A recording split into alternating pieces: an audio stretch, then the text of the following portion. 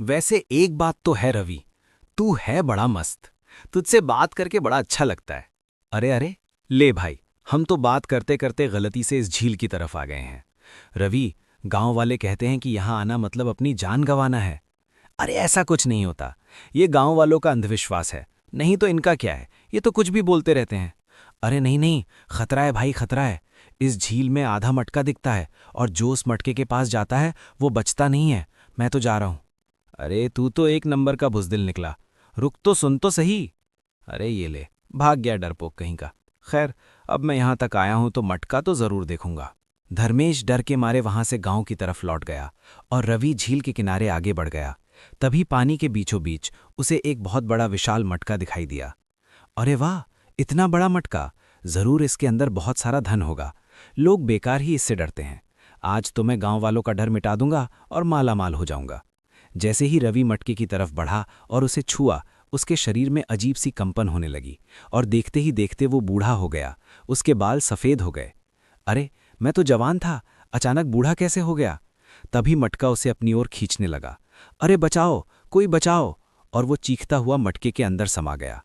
कुछ ही पलों में वही मटका फिर से आधा दिखाई देने लगा और झील के किनारे सन्नाटा छा गया। उधर धर्मेश गांव पहुंचा। आज उसकी दूसरी पत्नी का बच्चा जन्म लेने वाला था। वो भगवान से प्रार्थना कर रहा था कि इस बार उसकी गोद सूनी न रहे।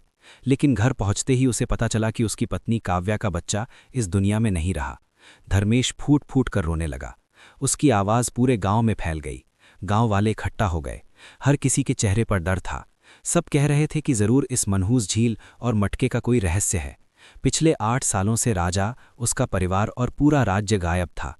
उनकी जगह बस एक झील और वो रहस्यमयी मटका बचा था। जो भी उस तरफ गया, या तो लौटकर नहीं आया या जवान होकर बूढ़ा बन गया।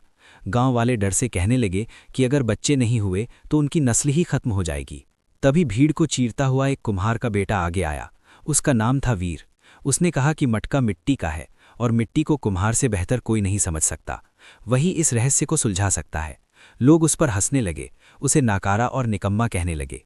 लेकिन वीर ने ठान लिया कि वो इस रहस्य को सुलझा कर रहेगा, चाहे इसके लिए उसे बूढ़ा ही क्यों न बनना पड़े। गुस्से में वीर झील की तरफ चल पड़ा। रास्ते में उसे एक चिड़िया मिली जिसने उसे चेतावनी दी कि वो वापस लौट जाए। लेकिन वीर नहीं माना। जैसे ही वो झील के पास पहुंचा, उसने आधा डूबा मटका देखा। जैसे ही उसने मटके को छुआ, तेज रोशनी फैल गई और मटका विशाल हो गया। तभी वीर मटके के अंदर खिंच गया और एक अलग ही दुनिया में जा गिरा। वहां सब कुछ मिट्टी जैसा था। उसने देखा कि बहुत सारे बूढ़े लोग पेड़ के नीचे उदास बैठे थे। वे उसके गांव के ही लोग थे। वहीं उसे रवि भी मिला, जो बूढ़ा हो चुका था। रवि ने बताया कि लालच में मटके को छूने की वजह से वे सब इस दुनिया में कैद हो गए हैं। वीर ने सबको भरोसा दिलाया कि वो उन्हें जरूर बाहर निकालेगा। उन्हें पता चला कि इस मटके की दुनिया की एक मालकिन है, काव्या। जब वीर उससे मिलने गया तो उसने देखा कि वो बहुत सुंदर है। काव्या ने बताया कि जो भी लालच में इस दुनिया में आता है वो बूढ़ा हो जाता है। वीर जवान इसलिए रहा क्योंकि वो लालच में नहीं आया था। फिर काव्या ने अपनी दर्दनाक कहानी सुनाई। वो एक गरीब मछुआरे की बेटी थी और राजकुमार विक्रम से प्रेम करती थी। राजकुमार ने उससे विवाह का वादा किया, लेकिन बाद में राजकुमार ने राजकुमारी मालिनी से विवाह कर लिया।